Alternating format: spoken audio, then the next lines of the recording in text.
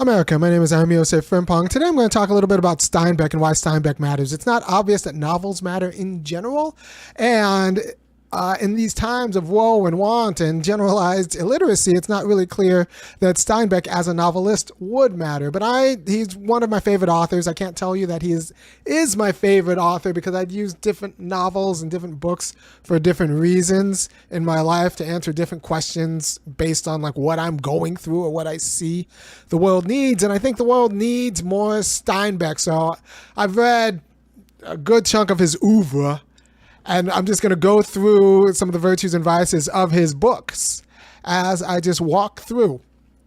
All right, so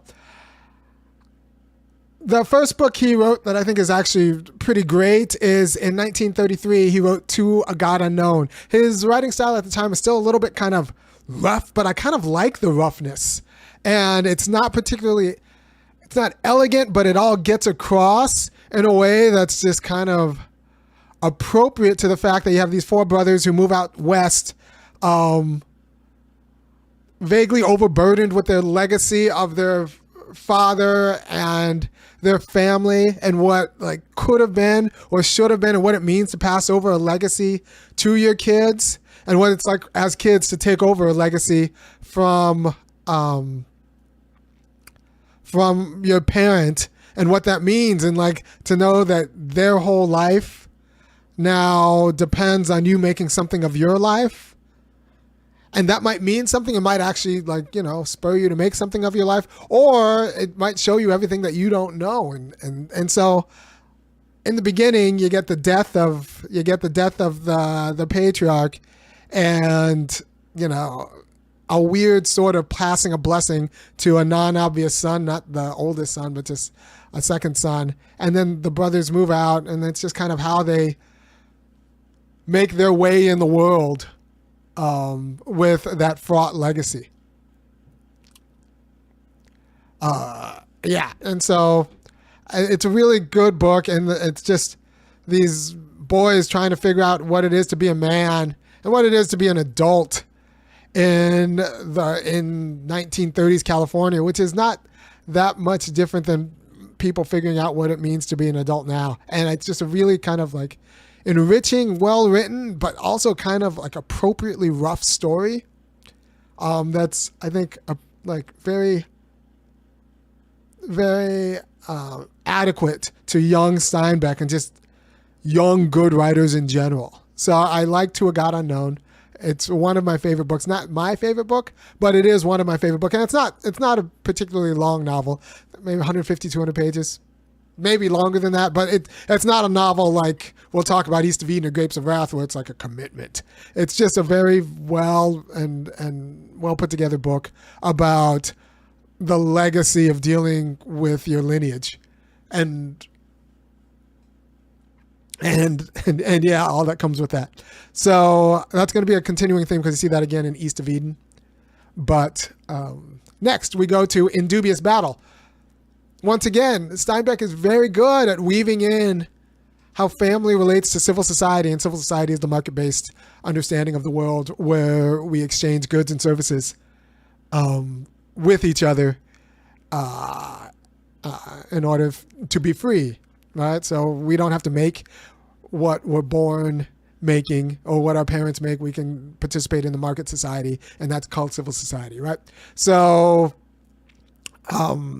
Steinbeck is very good in seeing how family weaves into civil society, which weaves into politics. Although the one political satire he did write, I didn't read, but I did read In Dubious Battle, and that might be my favorite Steinbeck book.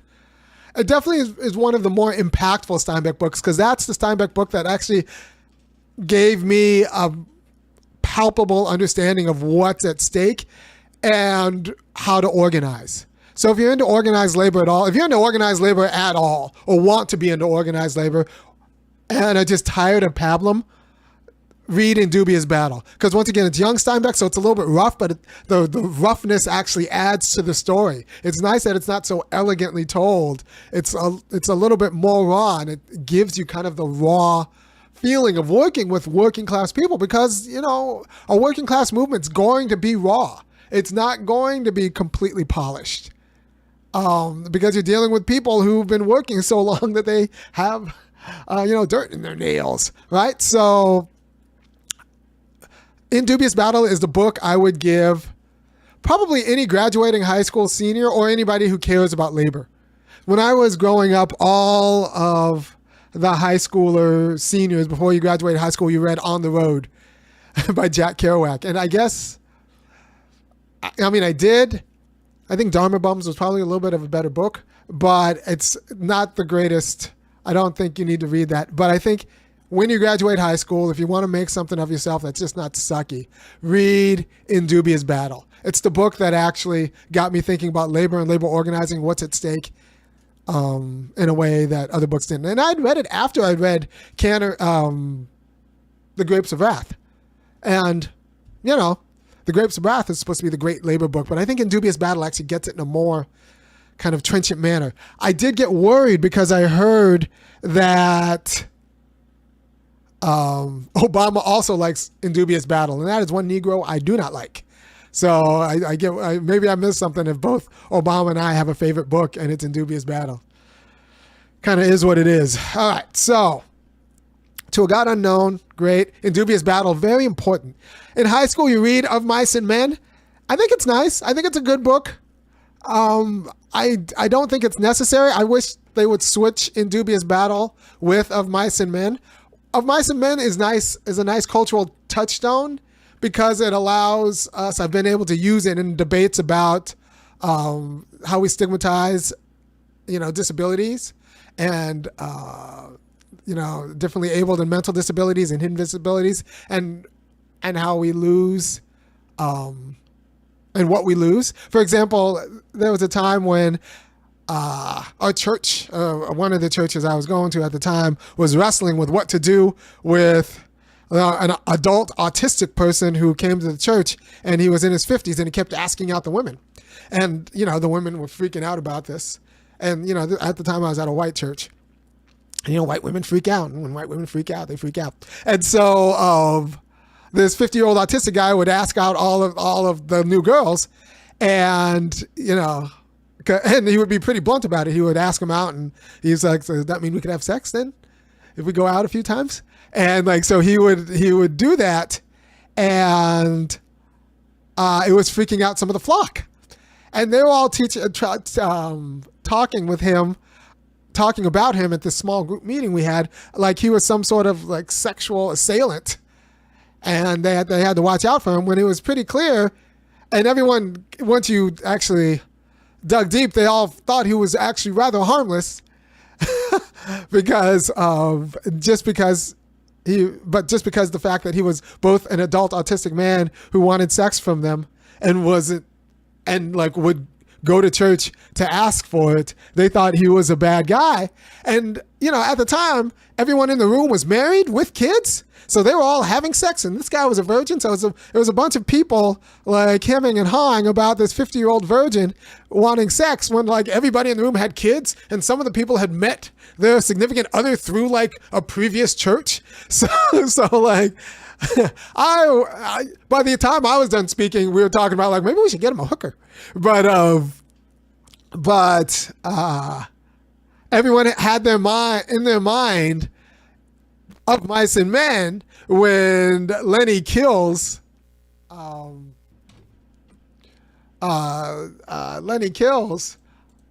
the girl, and I think that's in their mind of what they think of adult autistic people who want sex. They think of that. I guess maybe Love on the Spectrum fixed that, but it's kind of like Dave Chappelle's show when he tried to critique America, but all people got out of the show was that you shouldn't give black people reparations because they'll just spend it on dice games. It's kind of like that, except with Of Mice and Men. Like Steinbeck was aiming for people's, sensibility about labor, and what he did is just terrorize a bunch of people or scare people about the idea of the horniness of adult autistic people, which I think is a problem. Oh, did I confuse Lenny and George? Yeah. George, quick way to, no, yeah. So Lenny's the big guy who is the uh, the appropriately horny adult autistic guy who inappropriately kills somebody. But that doesn't mean all horny adult autistic people are going to kill you or assailants. They just might be not so suave in how they try to get from where they are to sex. And it's weird that I had to, teach a bunch of Christians about not kicking out one of the guys for one of the least of these. But Of Mice and Men, well-written book, and it's unfortunate that, and maybe it's the reason why, America likes books about like terrified white women and them being victims and stuff like that. So maybe it's the reason why Of Mice and Men makes it into high school curriculums and in Dubious Battle. That might be the contribution of this book. White women like that true crime. And so maybe it became popular as opposed to other books, which I think are a little bit better and more important because, a white woman dies at the end. Although she's not the most innocent. She's not the most innocent, but like she didn't deserve to die for playing around a little bit. So that's Of Mice and Men. Now let's go to, I'm going to skip the Red Pony stories and Long Valley, the short stories. The Grapes of Wrath. So The Grapes of Wrath is Steinbeck's kind of big book. I guess if in high school, if you don't read Of Mice and Men, you'll read The Grapes of Wrath. And the first, it's kind of like Les Miserables insofar as the first like 30 or 40 pages, you don't really see where it's going. But it kind of hangs together and it kind of builds up momentum. Kind of like Babylon 5. I'm going to do another show on all the sci-fi shows I liked in my youth that I don't know if they make anymore, but Babylon 5 would be one of those. But The Grapes of Wrath is a nice book that builds momentum, and it tells a story of kind of a family, and it really is a whole beautiful book. And that's what you get out of Steinbeck that you don't get out. Like, it's obvious that he read his Aristotle on poetics because it has a beginning, a middle, and an end. And you don't really understand any of it until you get the whole. You can't really, comment on a book or write a book until you see the whole thing. If it's written well, because everything matters. And in The Grapes of Wrath, I think he does that very well because like it just ends with this beautiful scene. And I don't know if I should spoil it, but it's just a whole book. And then it really just ends with like a wonderful scene of what it means to actually like feed a stranger and what it means to all be together. And it takes like a non-obvious, protagonist. You actually hate her at the beginning, and by the end you see something click in her mind, and when you see it click in her mind and you see the action and her like intention realized in action in such a way, it's just like it was all just worth it, and you just kind of go like, that was beautiful. And like it's just a piece de resistance. It was just like the cap, like it was just like the perfect ending, which actually redeems a wonderful book. A good book makes it great. That is a whole book. And you don't really know what it's about until at the end. And then you realize that it's actually about that. And everything kind of leads to that. And everything needs to happen to turn someone who is basic and bad into someone who gets it. Who gets like the struggles in life. Yeah. And so it ends with this beautiful action. In the same way that if you read the Iliad, you don't really get that the entire book is about what it takes for Achilles to forgive Paris and deliver Hector's body over, not Paris, Achilles to forgive Priam and deliver Hector's body over to King Priam. And like that is like that moment of the story makes everything else in the story make sense because it begins with Mena. Like Achilles' anger and wrath, and it ends with like this quality of forgiveness that it took 26 books to do. The Grapes of Wrath is like that, except instead of beginning with wrath, it begins with just like kind of vulgar white settler colonial entitlement, and ends with like brother and sisterhood. Because I forget her name. The daughter whose husband runs off. Grapes of Wrath. It's like May of something. May of George, May of where? Rose of Sharon. That's it. Rose of Sharon. May of something, Rose of Sharon. It begins with Rose of Sharon, and you see her like as a minor character, and her just being this like petty, obnoxious, basic white girl, and you don't even see that she's like witnessing all of this and paying attention until the end, where it's actually this whole thing is about the evolution of Rose of Sharon. You could probably do, if you retell this, if you actually do a right adaptation of the book, I don't think you do it from Ma's perspective. I think maybe you do it from Rose of Sharon's perspective. And like that might be an adaptation. Someone could rewrite the book from Rose of Sharon's perspective. And I think that's what you do it. The star of the book is really Ma. Tom Joad does a lot of good work, and Tom Joad's famous. But Ma Joad is the real like the heart and soul of the family, and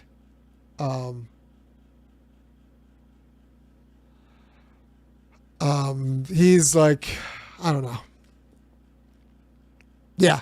So Ma Joad is the one that like the family centers around. She kind of holds everything together.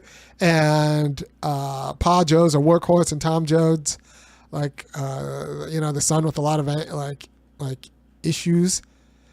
This actually is a show that might actually work if you make everyone black. Not a lot of these books, not a lot of white stories where if you make them black work, but I could see actually it might be the case that if you redo The Grapes of Wrath, update it, make everyone black, it might still work.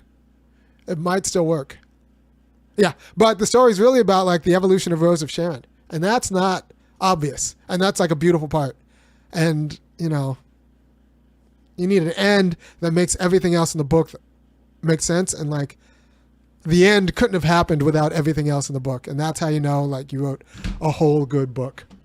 All right, so now let's go right to Cannery Row. All right, so Cannery Row is hilarious. If you have anyone who is skeptical, if there is anyone who is skeptical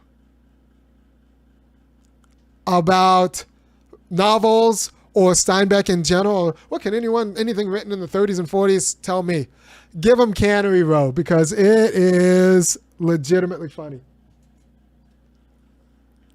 The Joads in space. Yeah, I would actually see something about the Joads in space. Oh, yeah. Okay. Yeah, that would work. Or maybe like an Expanse with the Joads. No, there's a lot in Grapes of Wrath. All right, let me just keep going. Cannery Row is hilarious. I fancy myself, at least I wanted to fancy myself as like a Doc kind of character. And characters, they teach their own thing, but they also teach you how to be in a way. And let's be honest, I'm more of a Mac.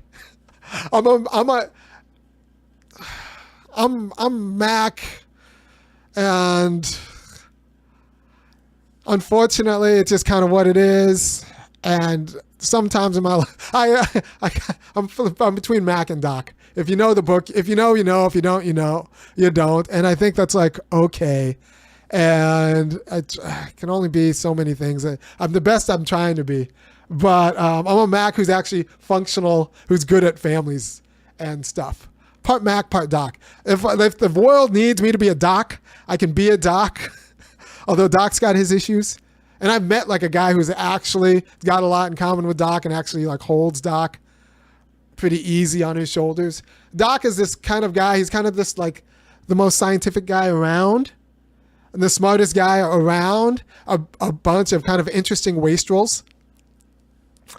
and he kind of solves their problem. When you're the smartest guy around a bunch of interesting wastrels, you end up being their de facto judge, lawyer, arbiter, accountant, marriage counselor. You just kind of fill in all the roles, but it's still more enjoyable to hang around those wastrels and be like the smartest guy around a bunch of wastrels than like hang out with normal Americans who are awful, awful humans.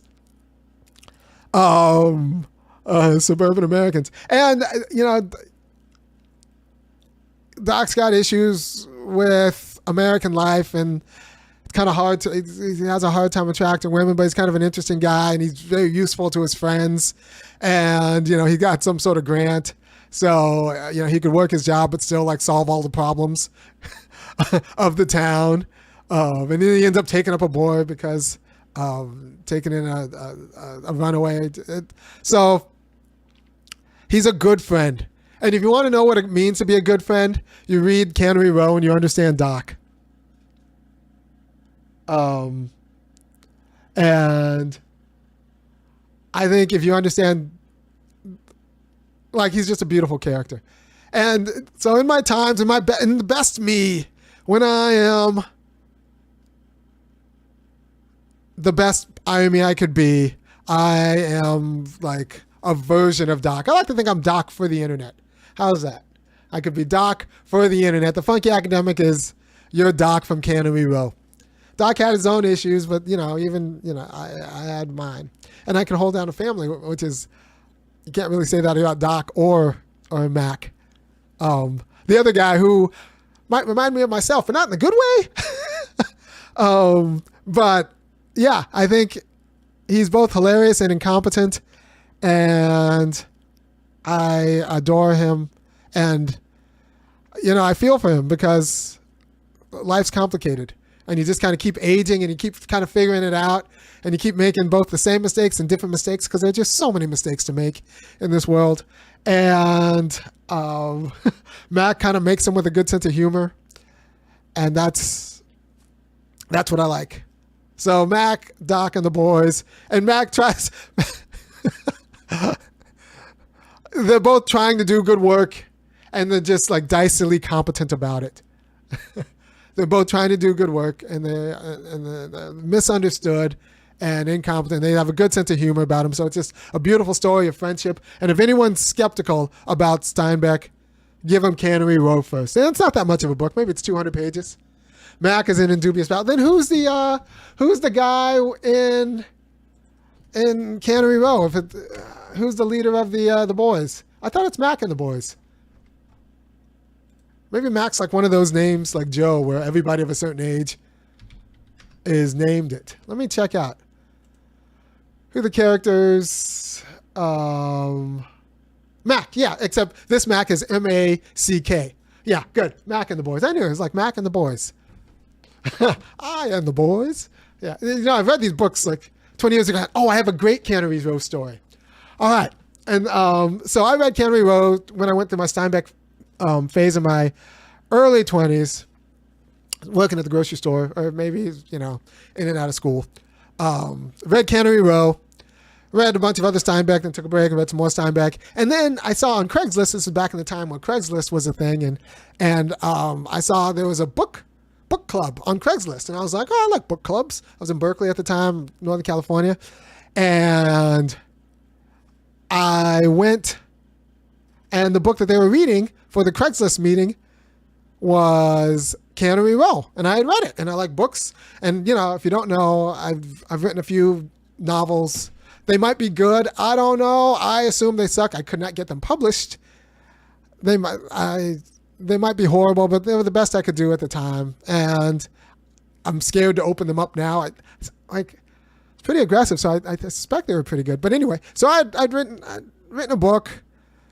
Read a lot of books. Saw on Craigslist that there was this book club in Berkeley, and I was at Berkeley at the time. I was in Berkeley. So I went, and everyone was reading Cannery Row, and I was like, I like the book. I'll go and talk about the book. So I went, and if you don't know this about book clubs, especially like impromptu book clubs, they're full of hot chicks. It was just literate chicks. I had no idea. So if you're looking for women, join or start a book club. Put your favorite book. We don't have Craigslist anymore, which kind of sad because there's nothing like missed connections. I remember there's nothing more flattering than twice like someone missed connectioned me, little old me working at the grocery store. But so I went to the book club going to talk about a book, and it's kind of like, I bike there, mid-20s, everything works. I just kind of bike there, minding my own business, and I go there and I just sit down, and it's just like chicks. It's just like 15 of them, like 10 of them are hot, all of them are literate. I was like, this is great. I should do this all of the time. It's just an explosion of women. So we talked. I was having a good time. All my jokes, and I was just tickled that it was just great to be around a bunch of literate, interested 24-year-old women. It was a lovely experience. It's a lovely experience. So that's my Cannery Row story. And I imagine Berkeley is full of rich white women. Actually, I dated a lot of Asians when I was in Berkeley. I like Asian women, Asian American, and not like some sort of weird fetish thing. It was just, smart, serious women in Berkeley were Asian, so I ended up dating a lot of Asian women in Berkeley, which I support. Like Asian American, like Asian American, like California Asians. Like, it's not like you can go to Thailand or anything like that. No, these are like smart, competent, serious people. Like who could have a good sense of humor dating me for a while.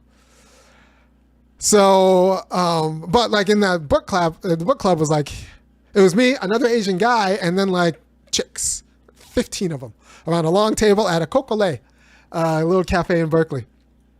And we talked Cannery Row, and it's a beautiful book. It's just a beautiful book, and it's got everything. It's got prostitutes with a good sense of humor and business sense. It's got Doc, who's like me if I get my act together, and it's got Mac, who's me if I don't get my act together, and it's got all of these characters, and got really good friendship. And the thing they all have in common is that they can't stand like the straight and narrow people, because there's this, sensibility that maybe the straight and narrow people are screwing it up, which I think is also right.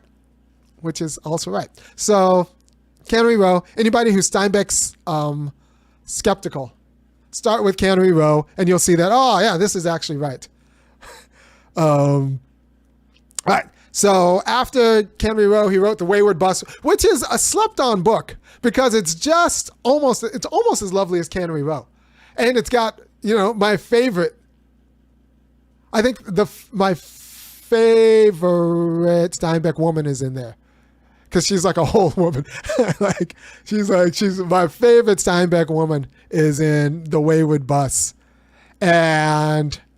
It's just working class people trying to turn their lives into meaning, and not particularly, and are kind of clumsy at it, but are earnest. And that's what you get in a book that you can't really get in a movie, kind of earnest clumsiness.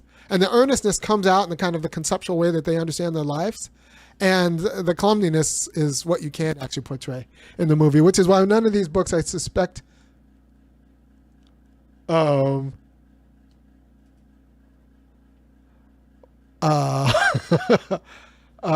of these movies for these books I suspect are pretty good. If you do Grapes of Wrath, I think I tried to watch the old one, but maybe it wasn't that good. I think you should do it from the point of view of Rose of Sharon, and then like retell the different story from Rose of Sharon's point of view, because that could be a fine book. And the Nick Nolte Cannery Row movie is nowhere near as good as the book. Because the book is excellent. The book is excellent. And The Wayward Bus is like I said, you get an intimate look at you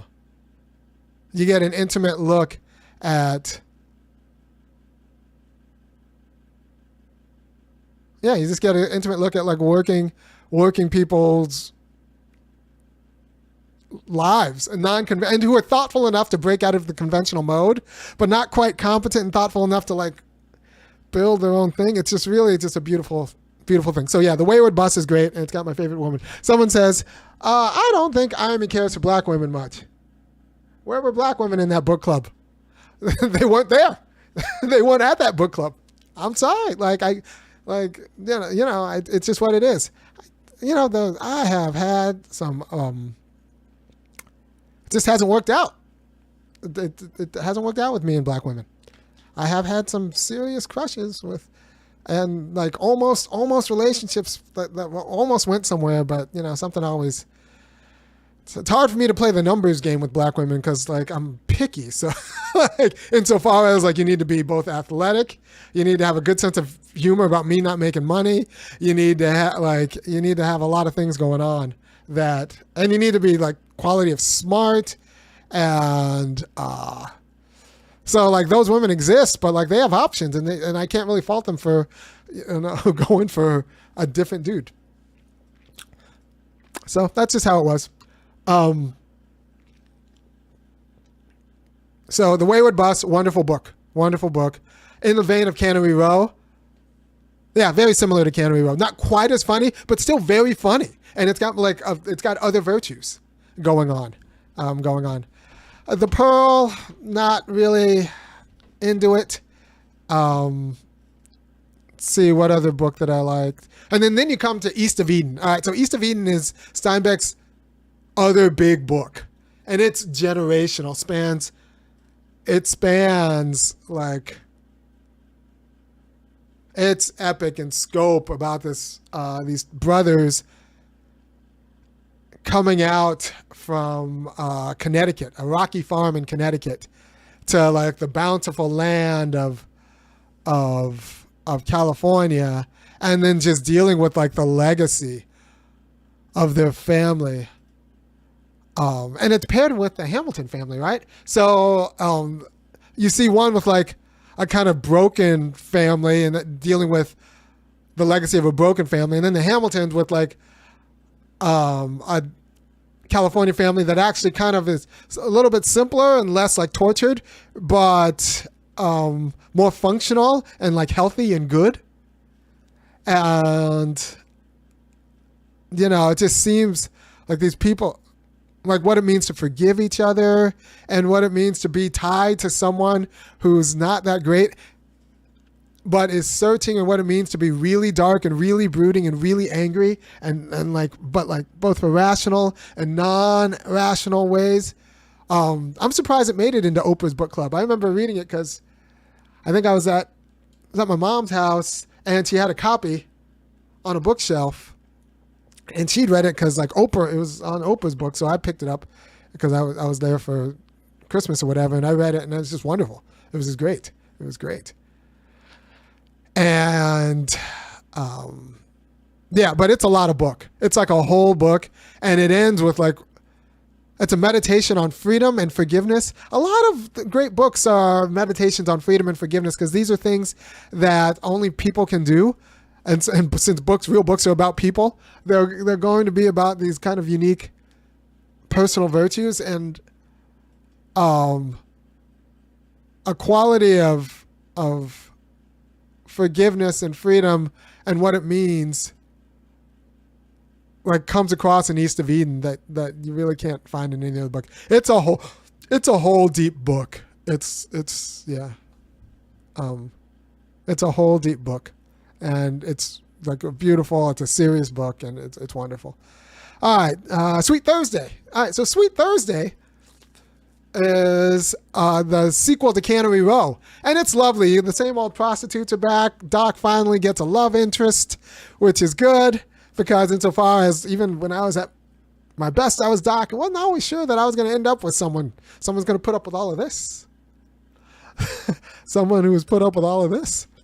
And so like Doc finally found a love interest, and so like that was good. And then all my favorite prostitutes are back, and Mac and the boys are back, the wastrels, and everyone just trying to figure out how to be good to each other. And these are just good people. So there's a way in which John Steinbeck is like the the cast of a John Steinbeck book is like the anti-cast of a Iris Murdoch book. I've read a lot of Iris Murdoch books. I like Iris Murdoch. Maybe I can do a whole different Iris Murdoch like show on just the relevance of Iris Murdoch. But in John Steinbeck books, you got a bunch of like kind of like wastrels trying to like carve meaning out of their world, and are doing it in such an earnest way. And then in Iris Murdoch books, you get a bunch of like credentialed wasps who are just awful to each other, but not who are just like really, really, really, really awful to each other. And so you get like understandings of friendships and family in Steinbeck's books that in ways that are just not, you don't find in other places. That you can only be if you kind of chuck off the morals and conventions of regular capitalist America.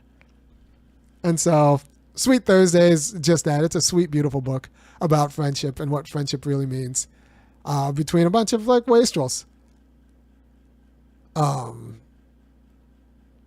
In Carmel, California.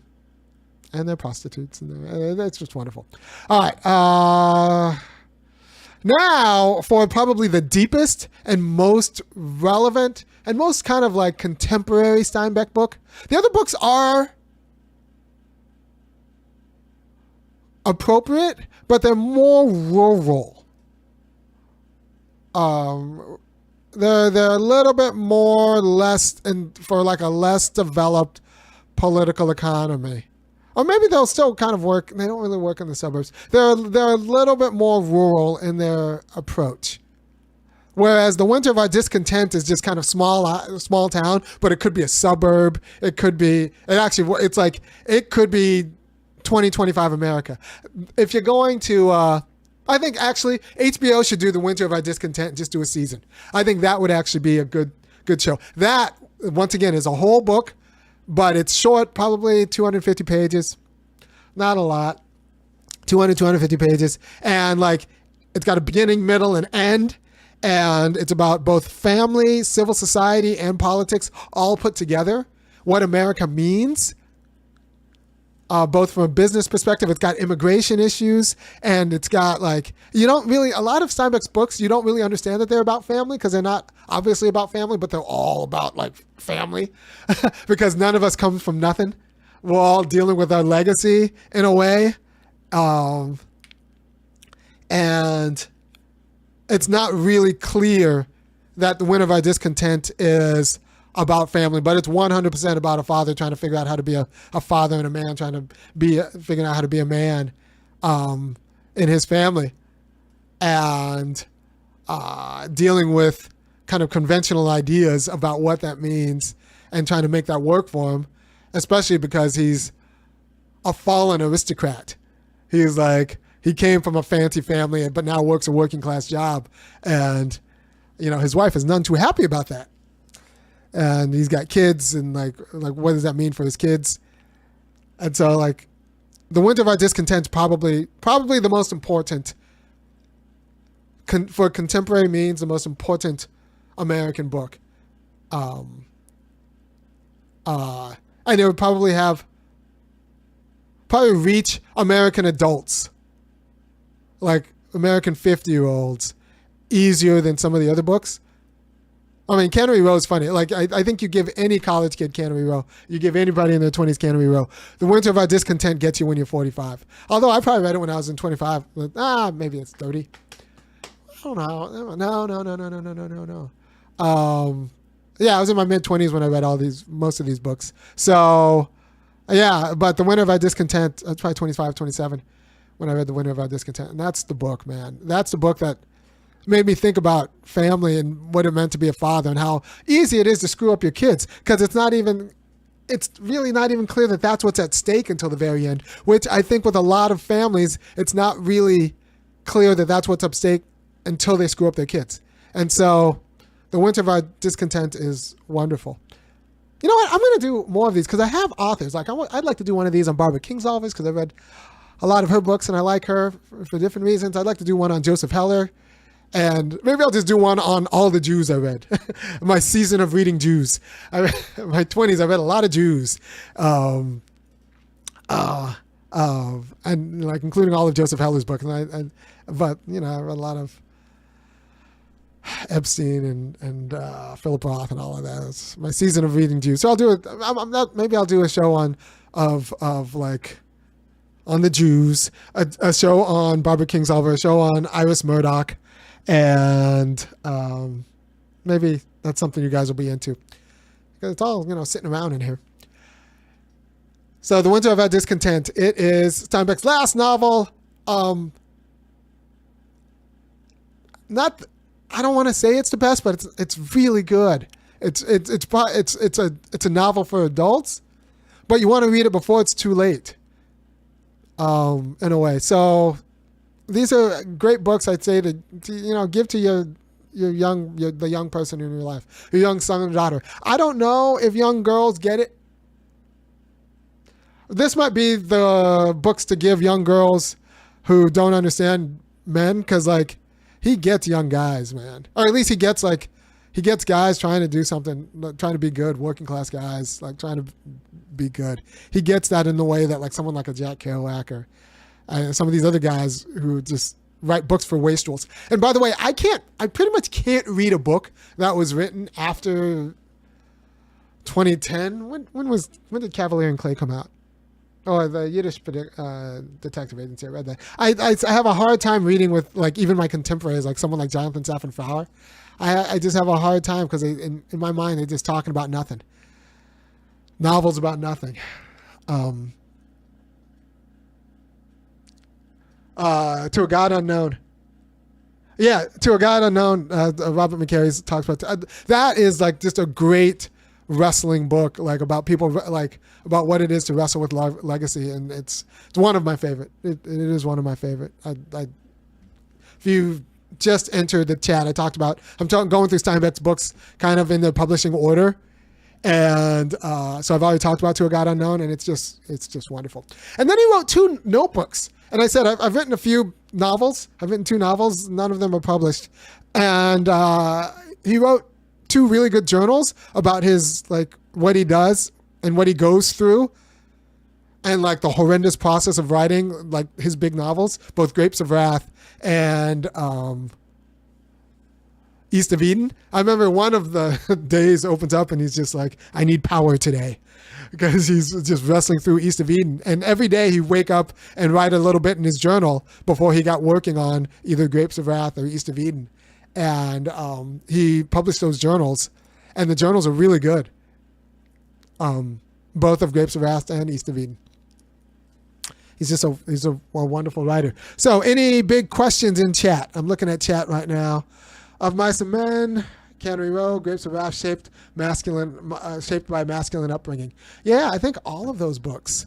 And I wonder what happens when women read those books. I haven't really heard too many women talk about them. But except for the 15 of them who are talking about Cannery Row. And that was just a wonderful thing for me. I wish I would have prepared, knowing that it would just be a sea of smart, hot women at that book club. By the way, if you are in your dating range and you want to meet, and you're me, if you're me 20 years ago, book club, also running clubs, right? So go to a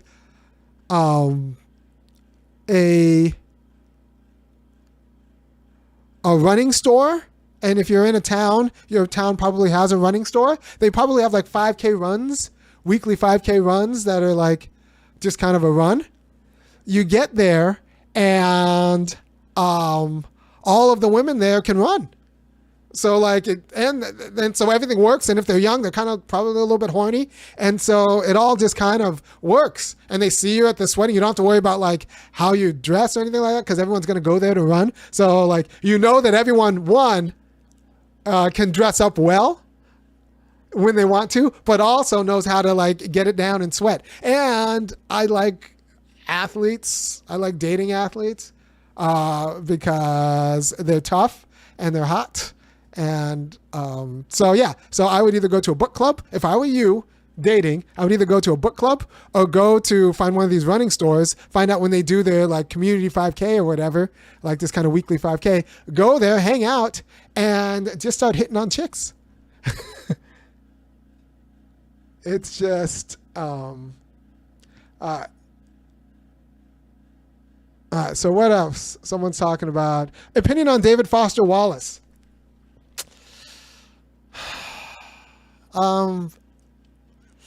Yes and no. Right. So he's the best of like the my generation of writers who are a little bit older than I am, but like people were reading him a little bit older than me. But like not necessary. He's not necessary in the way that I think Steinbeck is necessary. Right. Jonathan Safran Foer is not necessary. Jonathan Franzen, not necessary for America. Steinbeck is necessary, right? Now, there are arguably people like Cormac McCarthy, but I think he is not, I think he speaks to a lot of like white men. He's like their U2, like it touches them, but I don't think he's necessary because I don't think he reflects them back to themselves without actually teaching them anything.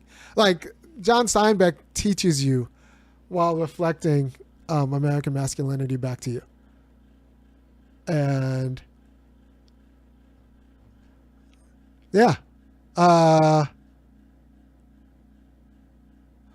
So Tortilla Flat, I thought it was kind of like a poor man's Cannery Row. I thought it was okay. I didn't think it was great. Someone's asking about Stranger in a Strange Land. All right, so I liked Stranger in the Strange Land fine. It didn't really like move me that much. I grokked it. I didn't. Yeah.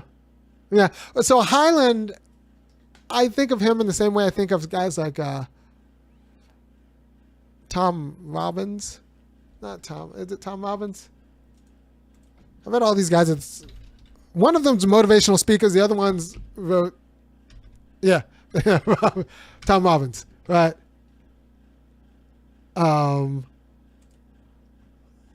Yeah, oh wow. He didn't write that many books. Tom Robbins didn't. I read all of these. I read Jitterbug Perfume and Skinny Legs and All. And even Cowgirls Get the Goot. And another Roadside Attraction is actually pretty good.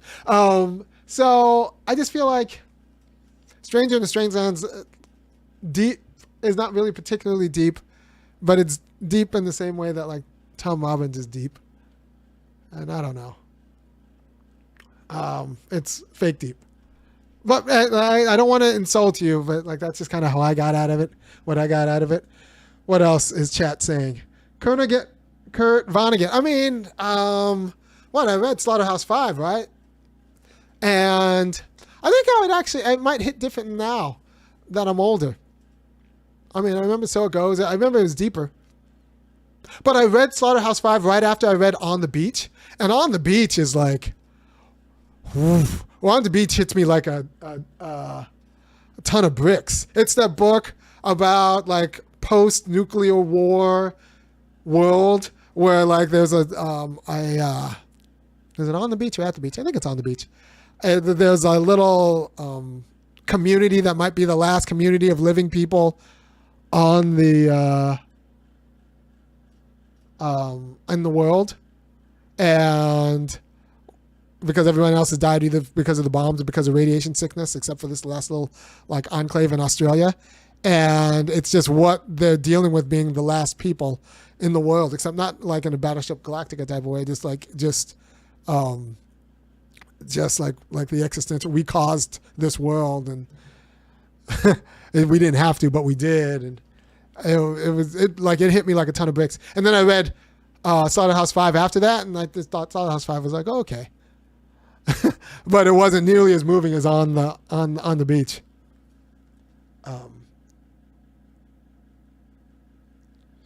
All right, so Seth Jenkins says, I'm a black ASAF veteran and Vassar student. Can you hit me with a list of books to consume this year? I'll kick in 15 a month. Okay, we'll start with We'll start with, Cannery Row. You're going to love it. In Dubious Battle. Since I'm on a Steinbeck kick. I'll do one more Steinbeck. I like Cannery Row, In Dubious Battle. Easy to kind of take in, but still kind of have a punch. I think you'll like On the Beach. Nonviolence. Let me make sure it's On the Beach and At the Beach. I don't want to give you the wrong title. On the Beach. Yeah, that's a book. On the Beach. Read the novel. Don't watch the movie. Nonviolence. And all of these books hit fine. Of course, if you're a veteran in Air Force, you got to read Catch-22, right? Everyone you have to read Catch-22. You got to read Catch-22. And if you're going to read Catch-22 and you like it, Good as Gold might actually be my favorite Joseph Heller book. Good as Gold. Either that or God Knows. Between reading God Knows and The Chosen, I feel like I don't need to study for a bar mitzvah. I can just walk in and do the thing. But Good as Gold is a great book by Joseph Heller. So we have Cannery Row, the Wayward Bus, To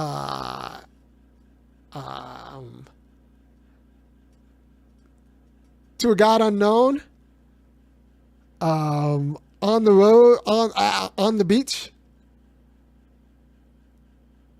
You're a veteran, so we'll go with Catch-22 and Good as Gold. And hit me back when you read those. And if you like what I'm putting down, I'll give you some more. Which book do you recommend to your young daughters to read? Mine is 5, and I'm trying to raise her like you want your daughters to be like mine, because my daughters are dope.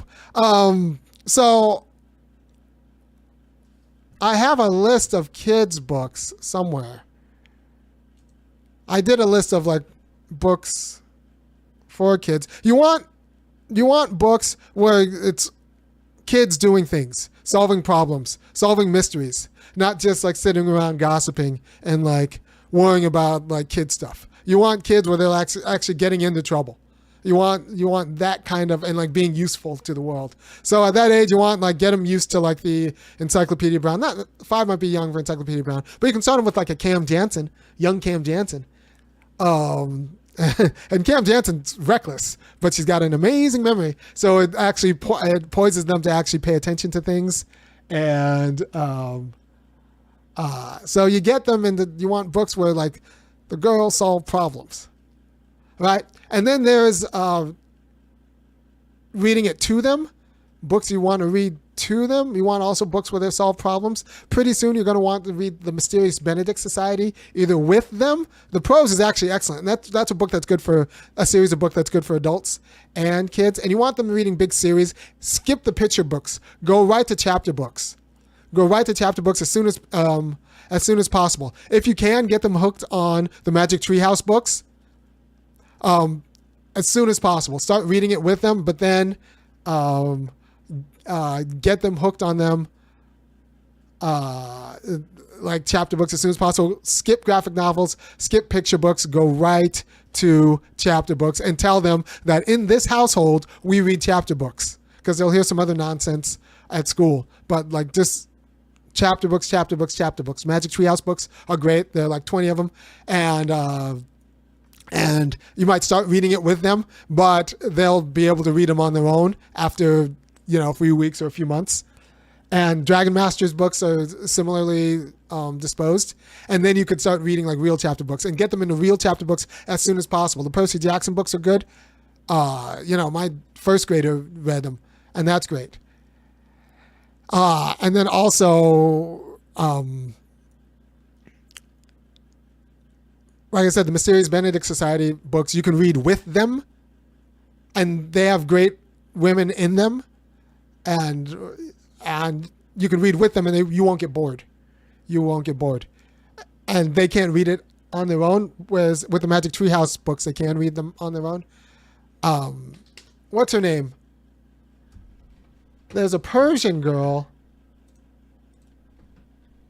the Zoe and Sassafras, which is good for getting kids thinking about STEM stuff. And those are books you can read with them or they can read on their own, but it's good teaching them about the scientific method and stuff like that. Zoe and Sassafras. But there's a Persian girl. What's her name? Kids author.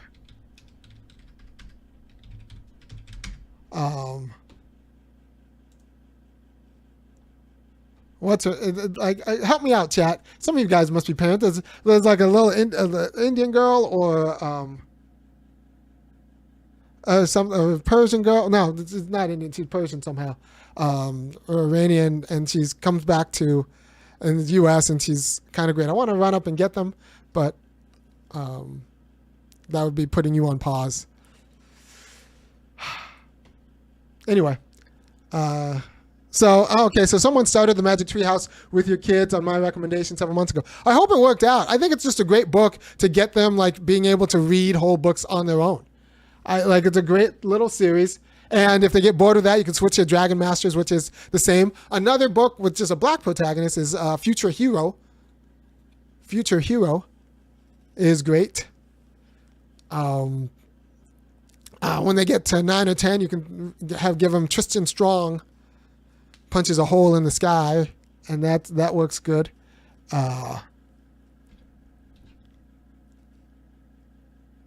right. So my brother and I were forced to read every day from year 6 till till the end of high school.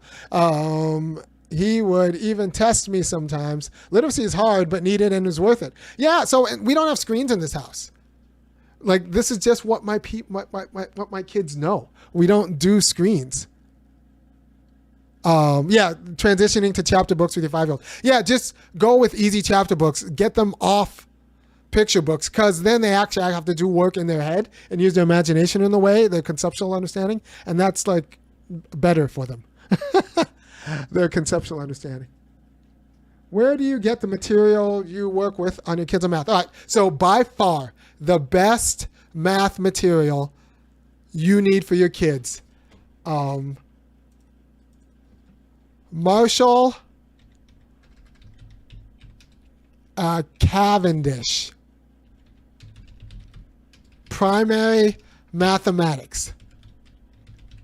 It's the only series you need, people. Marshall Cavendish, Primary Mathematics. They have a 1A, 1B series, 2A, 2B series. Just work through the series. It works. It's good.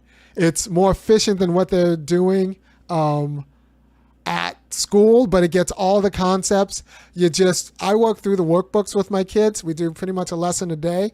And if I need to teach it to them the way they want me to teach it to them, which I think you should, because it's a better way. My numeracy is now much better than it was before I was a kid. I started with my kids during the pandemic. And like, as you can imagine, my kids are light years ahead of their peers. And apparently everyone, because they're on 99th percentile on the iReady scores. So like, of everyone, like Marshall, Cavendish, the Singapore method, primary mathematics. Marshall Cavendish. That's Cavendish. It solves your math problems. You really don't need anything else, but you just need to like commit to the system. It works. It simply works. And you with the 5-year-old, just start your 5-year-old daughter on 1A right now and just work the system every day. It simply works. There is no better curriculum out there. And if you want your kids to do well, that's just what you do. Primary Mathematics, Marshall Cavendish. It goes to 6A and 6B. Right now, my 6th grader is doing the 7th grade math, and my 4th grader is also doing the 7th grade math. I just keep the girls together. I started them both at the same time during the pandemic. And so, yeah. And yeah, they're like they're doing great. I had to switch books for 7th and 8th grade because the Cavendish system ends at 6A, but I just went with like a similar but different company's program. So That's your math education. You could try to make it up on your own, but that would be ridiculous because I just told you what you should do. like, I just told you what you should do. I've been doing Kumon with her. I mean, maybe Kumon's good, but primary mathematics was through Marshall Cavendish. Like it is. I started during the pandemic, and then I just like, this is superior. So I just work with them every day on it, and it's just great. It's simply great. Like I solved your math problems. like that's it. Which versions do I use? So I don't think I use the newest version, but I looked at the newest version and it looks like the same because mine have a slightly different graphic on it, and they just came out with a newest version, but it's the same stuff. But primary mathematics, if it says 1A, 1B, the A-B series, work out of the workbook, and then use the textbook for like instructional material, but like pace yourself out of the workbook and just like bang it out. And it's only like 15 or 20 minutes of math, and it's just everything you need. You do it consistently, your kid will be great. All right, is that on fire? All right, so what am I doing? I know your kids eat eggs and oatmeal every day for breakfast. Yeah, my kids eat eggs and oatmeal every day for breakfast. I guess I've said that because it's true. My kids eat eggs, and like I do not particularly creative. Sometimes my wife tries to be creative at dinner, and I just say, don't do that. Don't do that. I want my kids to have the right relationship with food, which means they're not in love with the taste and all that stuff. They just do it because, yeah. So my kids eat eggs and oatmeal every day for breakfast, and that's just what they do. Lunch, they get the school lunch. And we do croissant sandwiches right now because there's an Aldi that's a half mile away from me, so we can get croissants for like $3. You get 6 or 8 croissants, like big size croissants, and then I split them in half and make ham sandwiches out of them, ham pastrami, lunch meat sandwiches out of them, and we put them in the air fryer for a little bit. And then this is when they get home, and egg sandwiches out of the same croissants when they get home. And so, yeah, that's what my and then for greens, I make a lot of smoothies. Got a Vitamix. Those Vitamix are great because it's like it's a blender, except it's got like a engine of a lawnmower, a little helicopter engine in there. And yeah, so that's what I do. All right, so yeah, that's all. Come on, Prof. You got to kick it up a notch. Kick it up. Kick what? What are you talking about? Anyway, so that's my rundown of Steinbeck. Like Cannery Row is funny. Grapes of Wrath, East of Eden. Grapes of Wrath is deep. It's like beautiful, and it's just like it's the first book I read. And East of Eden's like this, where like this is a whole book. It's got a beginning, middle, and an end that won't make the sense. And I'm not going to spoil it because you don't really see it coming, and it's not obvious that like this is what the story is about. But once it happens, you're like, that was wonderful. And same with East of Eden. It's just like a whole story and an end. And the book you give anyone you want to radicalize into labor organizing is In Dubious Battle. Because I think it actually gets labor organizing in a way that not a lot of books do. Has anyone read John Crow's Devils? I haven't read, like I said, I don't think I've read a novel that was written after 2010, except maybe a few Kingsolver books. I like her. I think she's lovely. I think she